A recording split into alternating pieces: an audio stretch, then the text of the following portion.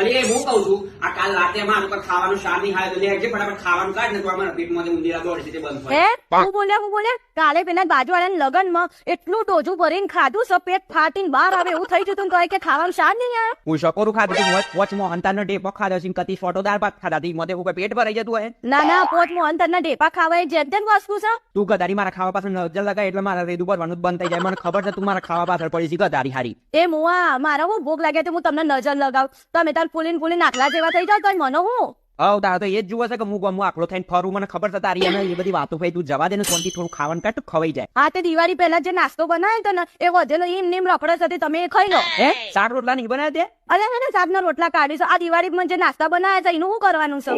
અરે રે હું કરવાનું આ તારી છે ઉદસના દારાથી લઈ ત્યાં પોચા બધી જેટલું બનાવ્યું છે ને બધું ખાવાનું તેવાનું એ જ બધું આખો દાડો ખા કરવાનું. શી ખબર ખાવાનું તો કશું બનાવતું જ નહીં. શાક રોટલો ને બધું હાથ ગધારું. અને એ આપણા ઘેર એકલા નહીં ચાલતું બધાના ઘરોમાં એ જ ચાલતું હોય. જે દિવાળી નાસ્તો બનાવ્યો ને એ જ ચાલતું આખું વર્ષ તો અમે રોધીને થાકી ગયા. હવે 10 દાડા તો શાંતિથી જપો. સારું જાય ને નિંદારી આગળ હારી દિવાળી પેલા જે પેલા ઘોઘરા બધું ચકડીઓ બકડીઓ બધું પડી છે લાય તો આ રેદામાં થોડી ઠંડક પડે.